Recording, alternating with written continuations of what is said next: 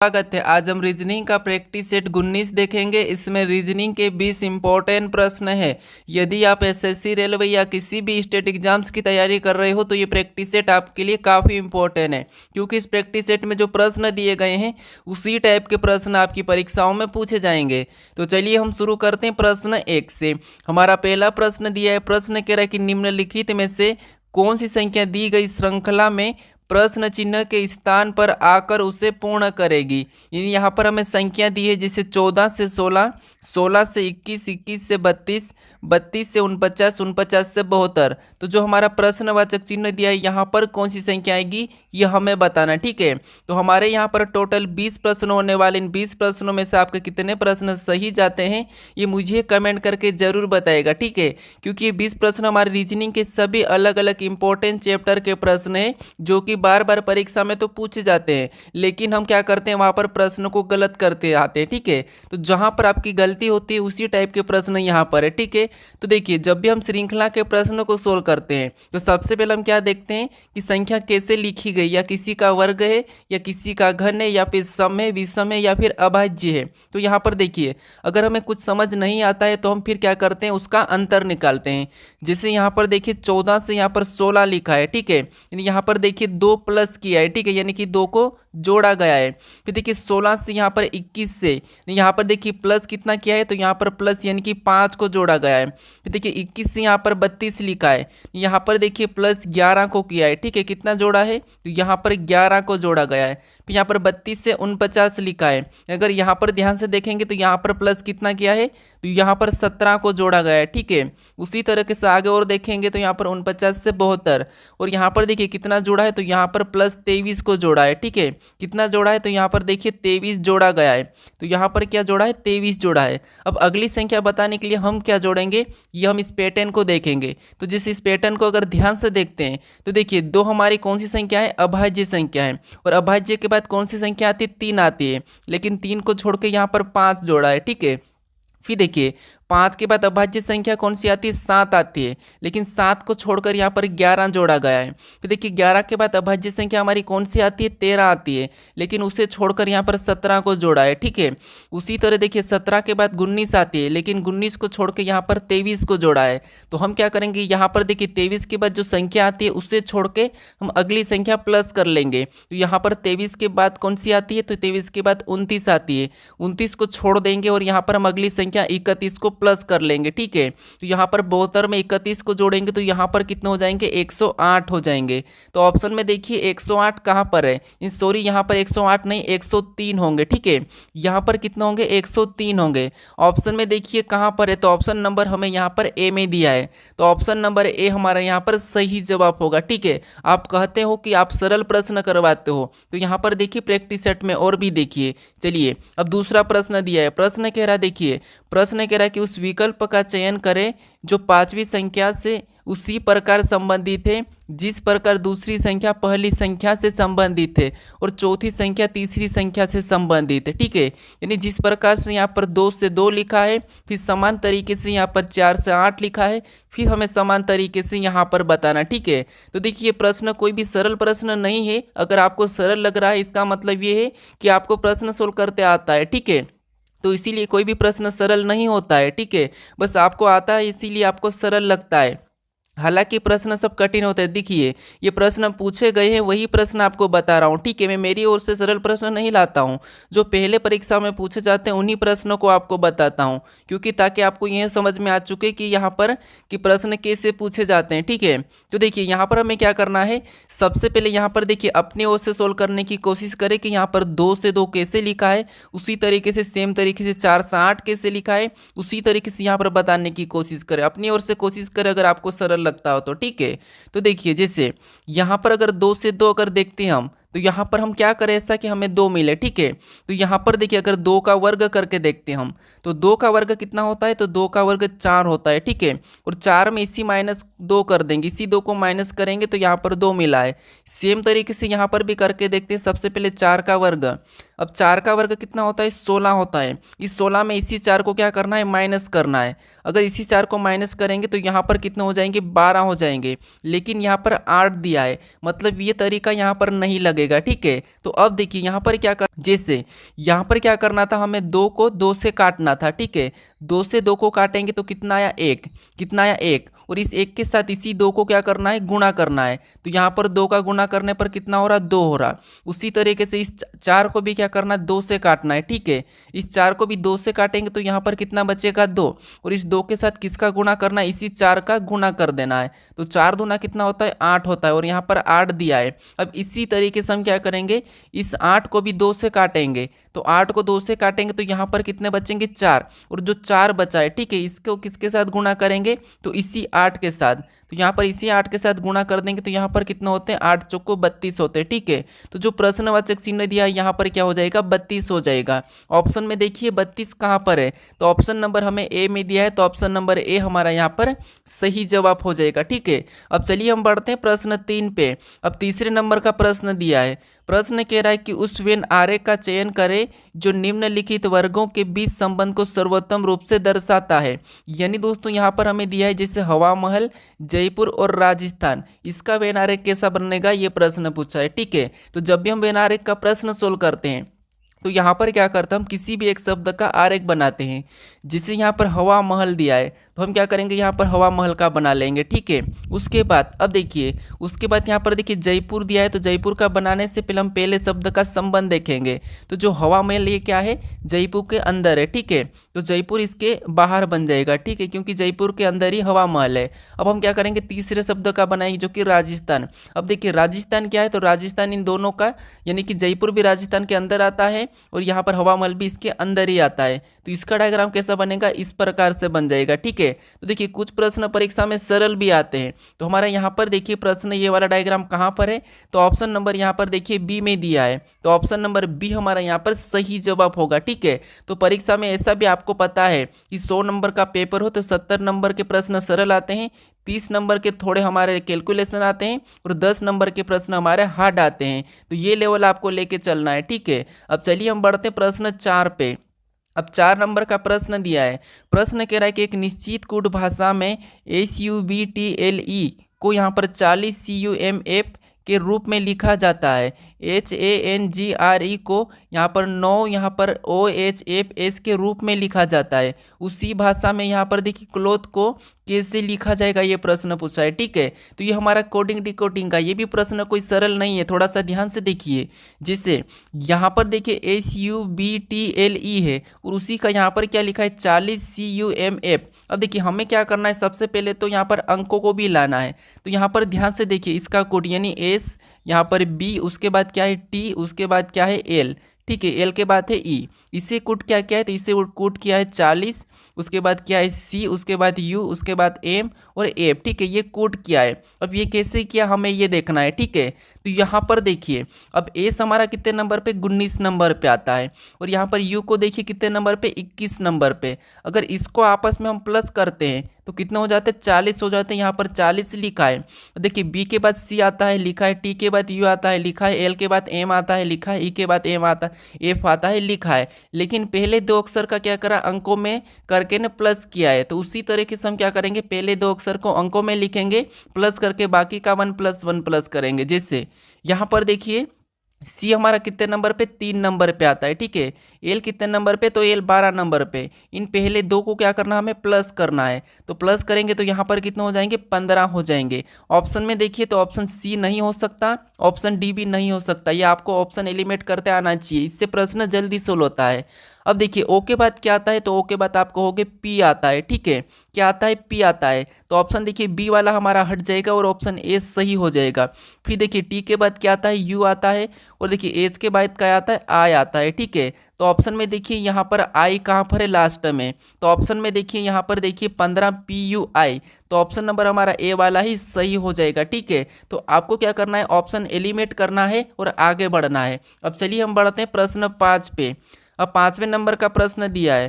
प्रश्न कह रहा है कि दिए गए विकल्पों में से वह संख्या चुनिए जो निम्नलिखित श्रृंखला में प्रश्न चिन्ह को प्रतिस्थापित कर सके। यानी दोस्तों जो प्रश्नवाचक चिन्ह दिया है यहाँ पर कौन सी संख्या आएगी यह हमें बताना, ठीक है। तो ये भी हमें बटे में ही बताना है। अब देखिए आपको यहाँ पर श्रृंखला में क्या करना है, जब भी बटे में दिया जाता है तो आपको ऊपर की ऊपर देखना है, नीचे की नीचे देखना है। जैसे यहाँ पर एक दिया है, फिर एक एक मतलब ऊपर तो एक है, तो इसका मतलब ये कि ऊपर तो एक ही आना है, ठीक है। और ऑप्शन में भी एक है। अब हमें नीचे देखना है, तो यहाँ पर देखिए बीच में, तो इसको पहले अंतर देख लेंगे और इसका अंतर देख लेंगे। अगर समान है तो फिर देखिए जैसे 402 से यहाँ पर 335 का अंतर देखेंगे, तो यहाँ पर देखिए माइनस कितना है, तो माइनस यहाँ पर 67 है। उसी तरीके से अगर यहाँ का अंतर देखेंगे 201 से 134, तो यहाँ पर भी माइनस 67 है, ठीक है। तो इसका मतलब ये है कि यहाँ पर भी माइनस 67 करेंगे तो कितना हमारा हो जाएगा, 335 में से माइनस क्या करेंगे, 67 करेंगे, तो यहाँ पर क्या हो जाएगा, ऊपर तो एक रहेगा ही सही, लेकिन नीचे माइनस 67 हम 335 में से करेंगे, तो यहाँ पर हमारे कितने बचेंगे, 268 बचेंगे, ठीक है। तो जो प्रश्नवाचक चिन्ह दिया है यहाँ पर क्या आएगा, 1/200 क्या आएगा, 68 आएगा, ठीक है। क्या आएगा, 268। ऑप्शन में देखिए कहाँ पर है, तो ऑप्शन नंबर हमें ए में दिया है, तो ऑप्शन नंबर ए हमारा यहाँ पर सही जवाब होगा, ठीक है। तो आपको क्या करना है, जब भी बटे में दिया जाएगा तो आपको ऊपर के ऊपर देखना है, नीचे के नीचे देखना। अब चलिए हम बढ़ते हैं प्रश्न 6 पे। अब 6 नंबर का प्रश्न है, देखिए प्रश्न थोड़ा सा इंपॉर्टेंट, ध्यान से समझिए। अगर आपको ये प्रश्न सोल्व करते आता हो तो फिर आप ऐसे प्रश्न में क्या करते हैं, समय ज़्यादा खींचते हो। तो आपको मैं यहाँ पर समय कम समय में कैसे प्रश्न सोल्व करते हो वो बताऊँगा, ठीक है। तो देखिए सबसे पहले तो हमें प्रश्न कह रहा है कि यदि a प्लस बी का अर्थ है कि a बहन है b की, फिर देखिए मैं कलर चेंज लेता हूँ, ठीक है। उसके बाद ए बी, यहाँ पर देखिए a गुणे b का अर्थ है कि a पत्नी है b की। उसके बाद और भी देखिए यहाँ पर यदि a भागित b का अर्थ है कि a पिता है b का। फिर और भी देखिए यहाँ पर जैसे a माइनस बी का अर्थ है कि a भाई है b का, ठीक है। फिर देखिए यहाँ पर हमें आगे प्रश्न कह रहा है कि निम्नलिखित में से कौन सा व्यंजक टी बेटी है पी की को इंगित करता है। यानी आपको यहाँ पर लास्ट में ध्यान देना है। लास्ट में कहाँ पर ध्यान देना है, जैसे यहाँ पर कह रहा है कि टी बेटी है पी की, बस इतना रिलेशन हमें चेक करना है। तो आपको बस यहाँ पर ये ध्यान देना है कि यहाँ पर टी बेटी है, बस ये देख लेना कि यहाँ पर किस विकल्प में टी बेटी के रूप में है, ये देखना है, ठीक है। तो देखिए यहाँ पर देखिए हमें सबसे पहले ऑप्शन में देखिए, जिससे अगर टी यहाँ पर है तो इनका दो का आपस में हम रिलेशन देखते हैं, ठीक है। टी यहाँ पर है तो माइनस का मतलब क्या है, माइनस का मतलब देखिए ए, देखिए ए माइनस बी का अर्थ क्या है कि ए भाई है बी का। इसका मतलब ये भी यहाँ पर क्या है, ए से एस भाई है टी का हो जाएगा, ठीक है। यहाँ पर क्या हो जाएगा, एस भाई है टी का। इसका मतलब है कि अभी यहाँ पर लड़की नहीं कहा है, ठीक है, तो ये नहीं होगा। फिर देखिए ऑप्शन बी में चेक करते हैं, यानी ऑप्शन बी में यहाँ पर हमारा टी है तो हम इतने को चेक करके देखते हैं, ठीक है। अब देखिए यहाँ पर टी प्लस ए से हम प्लस वाले को देखेंगे, तो यहाँ पर देखिए ए प्लस बी का अर्थ ए बहन है बी की। यहाँ पर देखिए इसका अर्थ क्या है, ए प्लस बी का अर्थ क्या है, तो ए प्लस बी का अर्थ है ए बहन है बी की। तो यहाँ पर भी टी बहन है एस की, ऐसा हो जाएगा, क्या हो जाएगा, टी बहन है एस की। तो यहाँ पर ये वाला हमारा क्या हो जाएगा, यहाँ पर लड़की है तो ये सही हो जाएगा, क्योंकि यहाँ पर लड़की क्या है, टी लड़की है, और हमें टी बेटी है पी की, यही कहा है, तो ये वाला हमारा सही होगा। फिर भी आप यहाँ पर चेक कर लीजिए, जैसे यहाँ पर अगर इसका आपस में देखेंगे तो यहाँ पर देखिए टी माइनस एस का देखेंगे, तो यहाँ पर देखिए ए माइनस बी का अर्थ ए भाई है बी का, तो यहाँ पर टी भाई है एस का, यानी ये तो एक लड़का बन रहा है, तो ये नहीं होगा, ठीक है, ये भी तो नहीं होगा। अगर हम यहाँ पर देखेंगे तो ये प्लस का अर्थ है। अब यहाँ पर देखिए यहाँ पर क्या हो रहा है, तो देखिए ए प्लस बी का अर्थ क्या है, तो ए बहन है बी की। तो यहाँ पर देखिए एस बहन है टी की, मतलब यहाँ पर भी हमें टी लड़का है कि लड़की है ये नहीं कहा, तो इसीलिए ये भी नहीं होगा, यानी कि ऑप्शन हमारा बी वाला ही सही होगा। हमें पूरा चेक करने की भी जरूरत नहीं है, ठीक है। अब चलिए हम बढ़ते हैं प्रश्न 7 पे। अब 7वें नंबर का प्रश्न दिया है। प्रश्न कह रहा है कि एक निश्चित तर्क के अनुसार 17 52 से संबंधित है और समान तर्क के अनुसार 42 27 से संबंधित है। समान तर्क का अनुसरण करते हुए 29 निम्नलिखित में से किससे संबंधित है, ये बताना है, ठीक है। तो देखिए सबसे पहले हम पता करेंगे कि 17 52 से कैसे संबंधित है, 42 127 से कैसे संबंधित है। तो यहाँ पर देखिए अगर हम 17 का पहाड़ा बोलते हैं तो 17 तिरिया कितना होते हैं, यानी कि 17 का, ठीक है। 17 का क्या करते हैं, 3 गुना करते हैं, यानी 17 का 3 गुना कितना होता है, 51 होता है, ठीक है। कितना होता है, 51। लेकिन यहाँ पर 52 दिया है, यानी मतलब यहाँ पर +1 कर लेंगे और यहाँ पर 52 दिया है। उसी तरीके से 42 का भी 3 गुना करके देखते हैं, ठीक है। देखिए तो 42 का 3 गुना करते हैं तो यहाँ पर कितना होते हैं, तो आप कहोगे यहाँ पर 126 होते हैं, ठीक है। कितना होते हैं, 42 का भी कितना होता है, 3 गुना 126 होता है, ठीक है। कितना होता है, 126, और 126 में भी +1 करेंगे तो 127 हो जाएगा, और वो भी यहाँ पर दिया है। तो उसी तरीके से क्या करेंगे, 29 का हम क्या करेंगे 3 गुना करेंगे। तो 29 का 3 गुना कितना होता है, तो 29 का 3 गुना 87 यानी कि 87 होता है।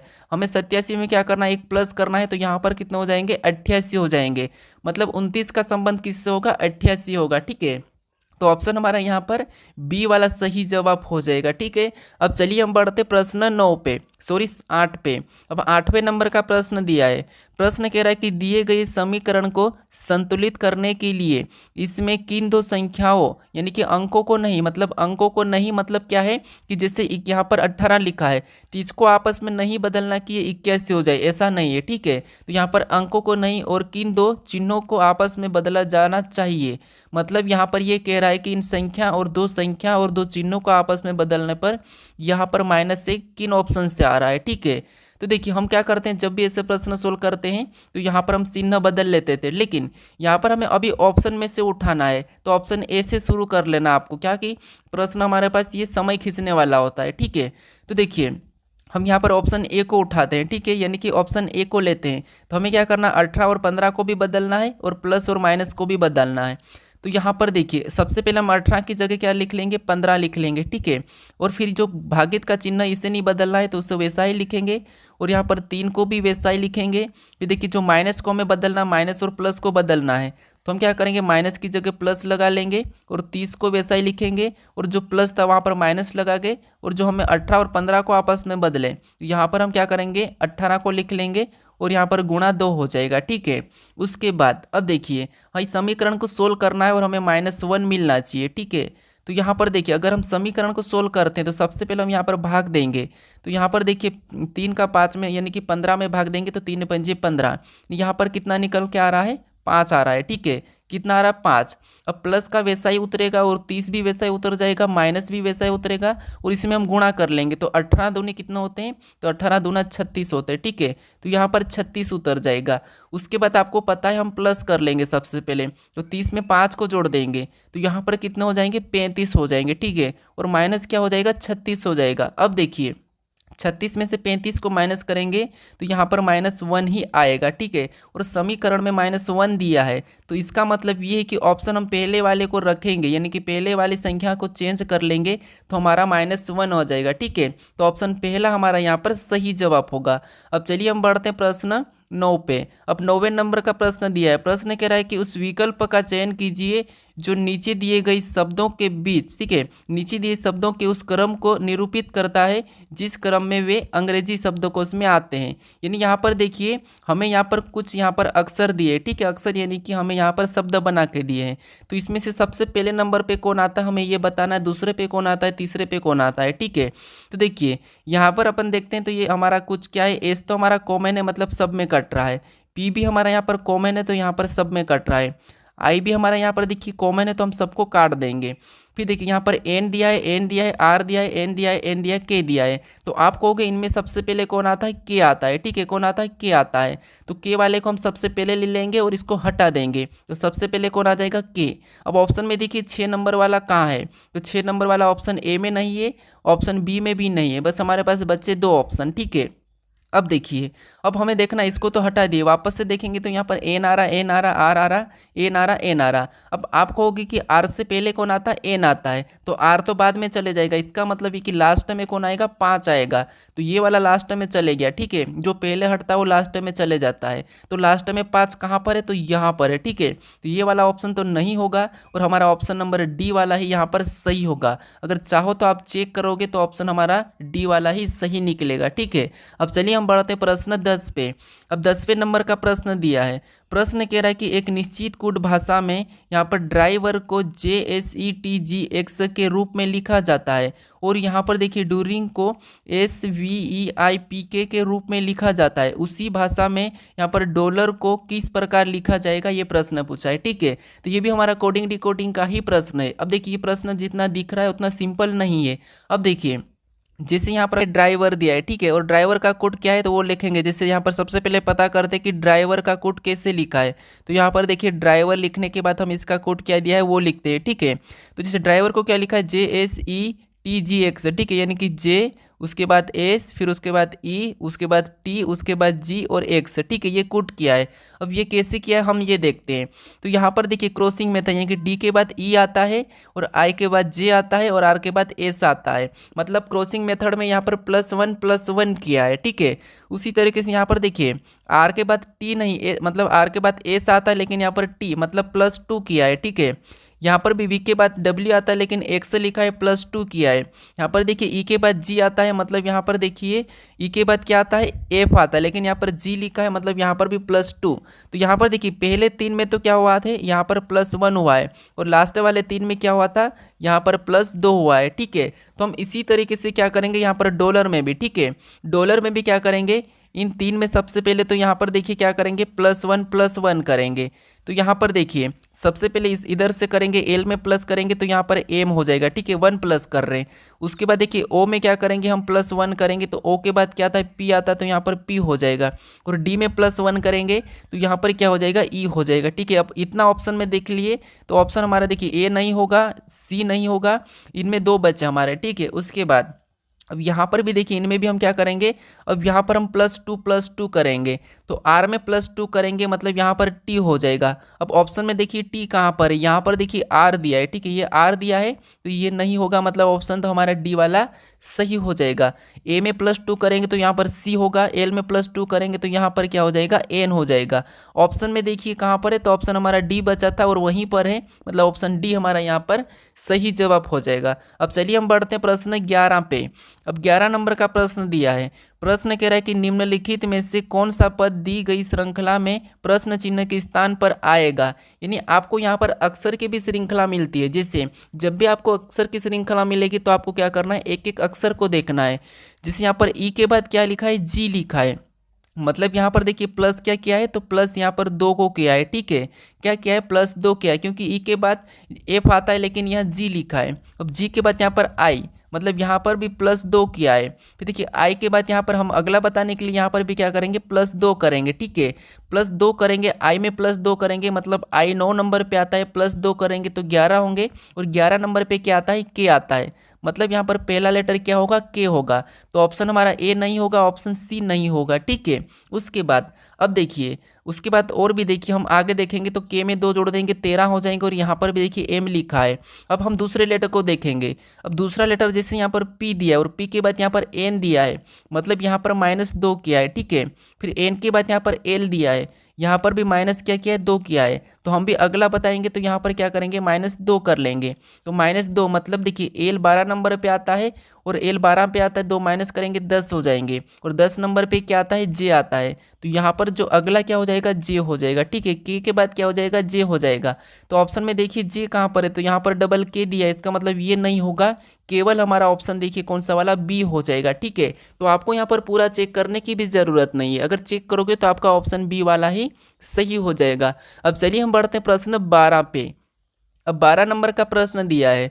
प्रश्न कह रहा है कि एक ही पासे की 2 अलग अलग स्थितियों को दर्शाया गया है, जिस पर संख्या 1 से 6 को बिंदु के रूप में दर्शाया गया है।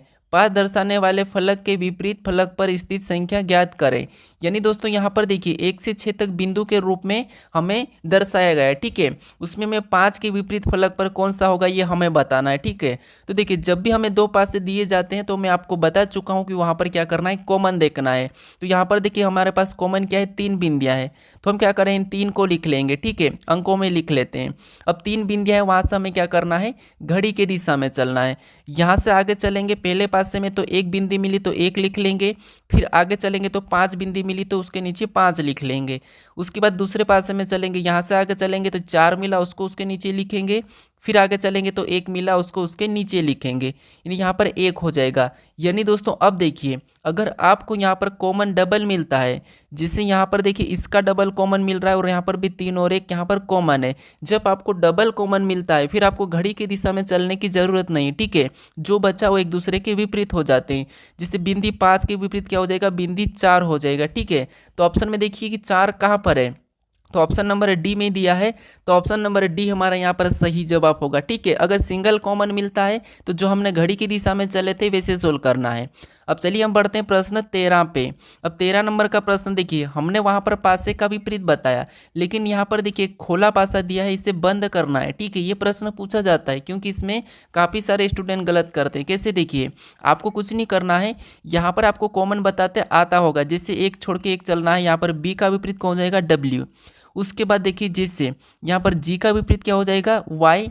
और यहाँ पर देखिए फिर आर का विपरीत कौन हो जाएगा, तो आर का विपरीत ओ। अब यहाँ पर विपरीत कैसे बताते हैं, तो यहाँ पर किसी का कोना या भुजा मिला हुआ नहीं होना चाहिए। ठीक है, बाकी एक छोड़ के एक चलना है। तो देखिए जिससे अब आपको ये पता है कि जिससे आर का विपरीत कौन है, आर का विपरीत ओ है। ठीक है, आर का विपरीत क्या है, ओ है। फिर देखिए ओ के बाद बी का विपरीत क्या है, तो बी का विपरीत क्या है, तो बी का विपरीत हमारा डब्ल्यू है। ठीक है, क्या है, डब्ल्यू। फिर यहाँ पर देखिए आर का ओ है, फिर जी का क्या है, तो जी का विपरीत है वाई है। ठीक है, अब देखिए आप क्या कहोगे कि जो एक दूसरे के विपरीत होते हैं कभी भी पासे पे नहीं दिखते हैं। ठीक है, तो यहाँ पर देखिए आर दिखेगा तो फिर ओ नहीं दिखेगा, ओ दिखेगा तो आर नहीं दिखेगा। उसी तरह अगर बी दिखा तो डब्ल्यू नहीं दिखेगा, डब्ल्यू दिखा तो बी नहीं दिखेगा। अगर जी दिखा तो वाई नहीं दिखेगा, वाई दिखा तो जी नहीं दिखेगा, क्योंकि हमें यहाँ पर क्या क्या है कि रूप दिया जा सकता है। ठीक है, तो रूप देने के लिए हम किसी भी एक को लेंगे। तो यहाँ पर देखिए ऑप्शन में ए को देखेंगे तो यहाँ पर जी दिया है और जी का विपरीत क्या है, वाई है, और ये दोनों एक साथ दिख रहे थे लेकिन पासे में एक साथ नहीं दिखते। ठीक है, तो इसीलिए ये नहीं होगा। फिर यहाँ पर बी को देखेंगे तो बी में देखिए डब्ल्यू और बी ये आपस में विपरीत है। ठीक है, ये आपस में विपरीत है लेकिन यहाँ पर दिख रहे हैं, तो ये भी नहीं होगा। फिर यहाँ पर ऑप्शन सी को देखिए, देखिए यहाँ पर आर दिखा है तो यहाँ पर देखिए आर दिखा है, हमें ओ नहीं दिखा है, सही है। बी दिखा है तो डब्ल्यू नहीं दिखा, ये भी सही है। जी दिखा है और जी की बात वाई नहीं दिखा है, तो ये भी सही है। तो इसका मतलब ये है कि हम इसे क्या करते हैं, रूप दे सकते हैं। ठीक है, इससे हम क्या करते हैं, मोड़ कर बना सकते हैं। ऑप्शन देखिए हम अब डी को चेक कर लेते हैं। तो डी में देखिए बी और यहाँ पर देखिए जी और यहाँ पर वाई एक साथ दिख रहा है, तो ये भी नहीं होगा। इसका मतलब ये है कि ऑप्शन हमारा यहाँ पर सी वाला ही सही जवाब हो जाएगा। ठीक है, अब चलिए हम बढ़ते हैं प्रश्न 14 पे। अब 14 नंबर का प्रश्न दिया है। प्रश्न कह रहा है कि दर्पण को दाईं ओर रखे जाने पर निम्नलिखित में से कौन सी आकृति दी गई प्रश्न आकृति का सटीक दर्पण प्रतिबिंब होगी। यानी दोस्तों यहाँ पर हमें कोई चिन्ह नहीं दिया है, लेकिन हमें ये कह रहा है कि इस आकृति को क्या करना है, दर्पण यानी कि दाईं ओर रखना है। ठीक है, दाईं ओर का मतलब भी ये है कि ये आकृति यहाँ है तो इसकी अपन क्या करेंगे, दर्पण छवि इधर बनाएंगे, यानी इधर कैसी बनेगी ये बताना है। ठीक है, तो यहाँ पर देखिए आपको अगर ऐसा कचरा दिखे, ठीक है, सिंपल सी बात है, अगर इतना ऐसा कुछ समझ में नहीं आए, ऐसा कचरा दिखे तो फिर आपको कुछ भी नहीं करना है, किसी एक चीज़ को लेके क्या करना है, यहाँ पर आपको चलना है। जैसे यहाँ अगर हम डॉलर को लेके चलते हैं तो डॉलर की छवि यहाँ पर कैसी बन जाएगी, ऐसी बन जाएगी। ठीक है, डॉलर की यहाँ पर छवि कैसी बनाएगी, दर्पण में ऐसी बन जाएगी। तो ये वाला अगर डॉलर हम ऑप्शन में देखते हैं तो यहाँ पर देखिए ऑप्शन बी में नहीं है, बी में सीधा ही, और सॉरी ऑप्शन ए में सीधा ही है, तो ये नहीं होगा। फिर यहाँ पर देखिए अगर हम यहाँ पर और भी देखेंगे तो बाकी में तो है। ठीक है, अब हमने एक ऑप्शन को तो हटा लिया, अब यहाँ पर हम क्या करेंगे, हैशटैग को लेके चलेंगे। तो हैश वाला हमारा कैसा बनेगा, इस टाइप से बनेगा। ठीक है, तो ये वाला ऑप्शन में देखिए कहाँ पर है, तो यहाँ पर देखिए यहाँ पर तो सीधा ही है, मतलब ये भी नहीं होगा यहाँ पर, और ऑप्शन बी और हमारा ऑप्शन डी में है। ठीक है, दोनों में है तो ठीक है, अपने ये दूसरी गलती भी। ठीक है, अब हम यहाँ पर क्या देखेंगे, यानी यहाँ पर देखिए हमारा ऑप्शन तो ए नहीं होगा, ऑप्शन बी भी नहीं होगा, क्योंकि ये तो हमने दो गलती निकाल लिए। अब हमारे पास बचे हैं ऑप्शन सी और डी। तो यहाँ पर देखिए जो यहाँ पर हमारा यहाँ पर चिन्ह है, ठीक है, ये वाला चिन्ह यहाँ पर देखिए इधर होके कैसा हो जाएगा, तो आपको होगी कि ये हमारा यहाँ पर पलट जाएगा। तो यहाँ पर देखिए ऑप्शन हमारे यहाँ पर सी भी हटेगा, केवल कि केवल हमारा ऑप्शन देखिए कौन सा वाला सही होगा, तो ऑप्शन हमारा यहाँ पर देखिए डी वाला सही जवाब होगा। ठीक है, कौन सा वाला, डी वाला यहाँ पर सही जवाब हो जाएगा। अब चलिए हम बढ़ते प्रश्न 15 पे। अब 15 नंबर का प्रश्न दिया है। प्रश्न कह रहा है कि निम्नलिखित विकल्पों में से उस आकृति का चयन करें जिसमें नीचे दी गई आकृति एक्स चिन्हित को आकृति को घुमाने की अनुमति नहीं है, मतलब एक्स चिन्हित है। यानी दोस्तों यहाँ पर जो एक्स हमारी आकृति, ठीक है, ये वाली आकृति, ये आकृति किस विकल्प में हमें ये बताना है, लेकिन यहाँ पर घुमाने की अनुमति नहीं है, ये प्रश्न का है। ठीक है, तो यहाँ पर देखिए जिससे अगर इस आकृति को हम ध्यान से देखते हैं तो हमें ऑप्शन नंबर देखिए सी में देखने को मिल रही है। ठीक है, सीधी की सीधी हमें ऑप्शन नंबर कहाँ पर मिल रही, सी में मिल रही। तो ऑप्शन नंबर सी हमारा यहाँ पर सही होगा, क्योंकि ऑप्शन ए में नहीं है, ऑप्शन बी में भी नहीं, ऑप्शन डी में भी नहीं है। ठीक है, तो ऑप्शन हमारा यहाँ पर सी वाला क्या होगा, सही जवाब होगा। अब चलिए हम बढ़ते हैं प्रश्न 16 पे। अब 16 नंबर का प्रश्न देखिए, प्रश्न देखिए सबसे पहले कथन दिया है और एक तरफ निष्कर्ष दिया है। तो सबसे पहले हमें कथन देखना है कि कथन क्या कह रहा है, उसके बारे में निष्कर्ष क्या कह रहा है हमें ये देखना है। ठीक है, तो ये कथन और निष्कर्ष का प्रश्न है। जैसे यहाँ पर देखिए कोई पेन बॉक्स नहीं है। ठीक है, प्रश्न कह रहा है यानी कि कथन पहला कह रहा है कि कोई पेन बॉक्स नहीं है, यानी यहाँ पर अगर ये पेन है, ठीक है, अगर ये पेन है तो ये कोई भी पेन क्या है, बॉक्स नहीं है, मतलब बॉक्स से क्या हो जाएगा, अलग हो जाएगा। ठीक है, क्या हो जाएगा, अलग हो जाएगा। उसके बाद और देखिए दूसरा कि कुछ पेन खड़ियाँ है, मतलब कुछ पेन क्या है, खड़ियाँ। ठीक है, कुछ पेन क्या है, खड़ियाँ है, तो ये खड़ियाँ का मैं के ले लेता हूँ, ये कुछ पेन खड़ियाँ है, ये डायग्राम बना। अब देखिए अब आगे तीसरा कह रहा है कि सभी खड़ियाँ इरेजर है। ठीक है, सभी खड़ियाँ क्या है, इरेजर है, तो ये जितनी भी खड़ियाँ क्या है, इरेजर के अंदर आ जाएगी। ठीक है, तो डायग्राम कैसा बन जाएगा, ऐसा बन जाएगा, और ये हमारा क्या हो गया, इरेजर हो गया। अब देखिए हम इसके बारे में निष्कर्ष क्या कह रहा है ये देखेंगे। तो निष्कर्ष पहला कह रहा है कि कुछ इरेजर पेन है, तो यहाँ पर देखिए कुछ इरेजर पेन है, मतलब यहाँ पर दिख रहा है, तो ये पहला वाला तो सही कह रहा है। फिर देखिए दूसरा कह रहा है कि कुछ खड़ियाँ बॉक्स नहीं है, तो यहाँ पर सही बात है कि कुछ खड़ियाँ बॉक्स नहीं है। ठीक है, क्या है, कुछ खड़ियाँ बॉक्स नहीं है, तो ये तो बात सही है। अब देखिए कुछ बॉक्स इरेजर नहीं है, तो यहाँ पर ये कह रहे हैं कि कुछ बॉक्स इरेजर नहीं है, तो यहाँ पर देखिए कुछ बॉक्स इरेजर नहीं है, तो ये बात भी क्या है, सही है, ये बात भी सही लग रही है। क्या आप देखिए कुछ बॉक्स इरेजर नहीं है, तो ये हमारा इरेजर यहाँ पर बॉक्स है, तो यहाँ पर ये गलत है। ठीक है, क्योंकि जब सारे नहीं है तो कुछ कैसे होंगे, याद रखना, जब सारे नहीं तो कुछ कैसे होंगे, तो ये नहीं होगा। फिर यहाँ पर देखिए कुछ खड़ियाँ बॉक्स नहीं है, तो ये खड़ियाँ ये बॉक्स है, जब सारे नहीं है तो ये भी कैसे होगा, तो ये भी गलत हो जाएगा। ठीक है, तो ये याद रखना, यहाँ पर हमारा केवल की केवल पहला अनुसरण करता है। ठीक है, तो ऑप्शन में देखिए केवल पहला कहाँ पर है, तो यहाँ पर हम क्या करेंगे, देखिए इस वाले को हटा लेंगे, मतलब केवल हमारा पहला वाला ही सही जवाब होगा। ठीक है, कौन सा वाला होगा, यहाँ पर पहला वाला हमारा यहाँ पर सही जवाब होगा, यानी कि ऑप्शन बी। अब चलिए हम बढ़ते हैं प्रश्न 17 पे। अब 17 नंबर का प्रश्न दिया है, प्रश्न कह रहा है कि देखिए दी गई आकृति में, यानी कि दी गई आकृति के सही दर्पण प्रतिबिंब का चयन करें जब दर्पण को एमएन रेखा पर, यानी कि एमएन पर रख जाए, जैसा कि नीचे दर्शाया गया है। यानी दोस्तों यहाँ पर हमें कहा है कि जो एमएन रेखा है, ठीक है, इसमें रखेंगे तो इसका आकृति यहाँ पर कैसी बनेगी, ये पूछा है। ठीक है, तो देखिए सबसे पहले आपको पता है वाई का बनेगा, मतलब वाई पे कोई प्रभाव नहीं पड़ेगा, वैसा ही बनेगा। ऑप्शन में देखिए ये वाई छोटा हो गया, यहाँ पर वाई छोटा हो गया, मतलब ये दो तो नहीं हो सकते। ठीक है, उसके बाद फिर इस एच को देखेंगे तो ये एच यहाँ आके कैसा हो जाएगा, ऐसा हो जाएगा। ठीक है, तो ऑप्शन में देखिए यहाँ पर बड़ा वाला एच है, तो ये नहीं होगा, केवल हमारा ऑप्शन बचा है पहला वाला, यानी कि ए वाला यहाँ पर सही जवाब हो जाएगा। ठीक है, कौन सा वाला, ऑप्शन हमारा ए वाला, क्योंकि अगर हम यहाँ पर ऑप्शन नहीं हटाते तो हमें पूरा चेक करना पड़ता। अब चलिए हम बढ़ते प्रश्न 18 पे। अब 18 नंबर का प्रश्न दिया है, प्रश्न कह रहा है कि निम्नलिखित प्रश्न आकृति में लुप्त संख्या ज्ञात कीजिए।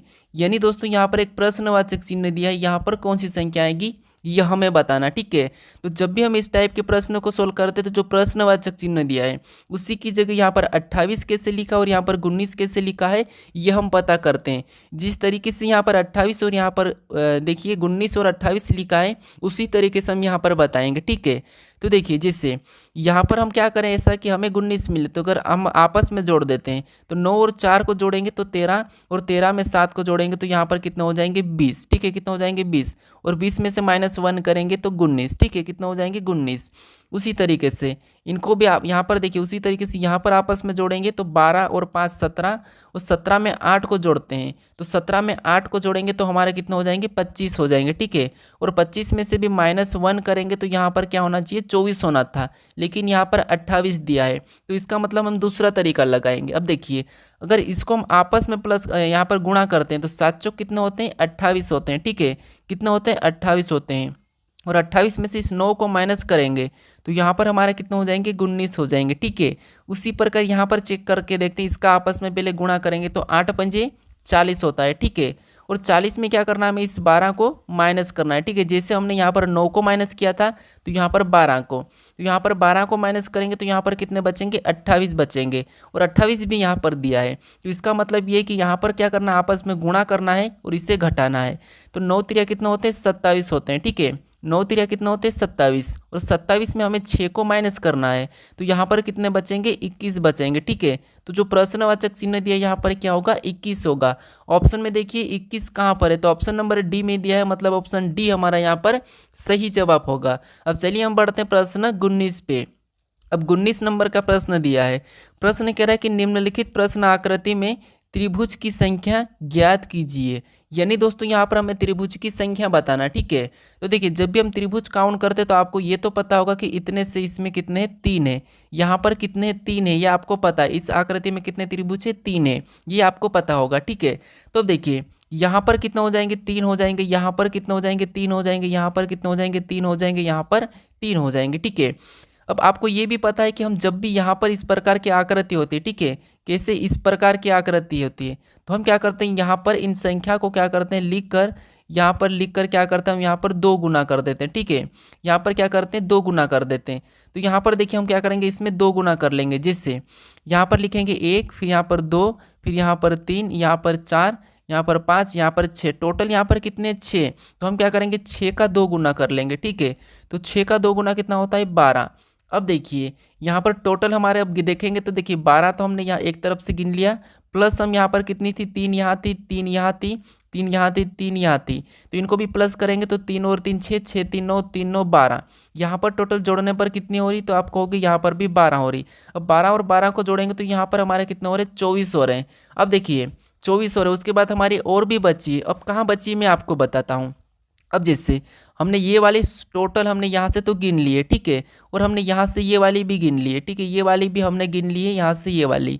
अब हमारी बची कहाँ है वो देखिए, तो हमारी देखिए एक कहाँ से बन रही है, तो एक हमारी यहाँ से बन रही है, एक हमारी यहाँ से बन रही है। ठीक है, फिर एक हमारी इधर से भी बन रही है, यानी कि 4 हमारी ये बनी है। तो 24 में हम क्या करेंगे 4 को प्लस कर लेंगे, तो 24 में 4 को प्लस करेंगे तो यहाँ पर कितने हो जाएंगे 28 हो जाएंगे।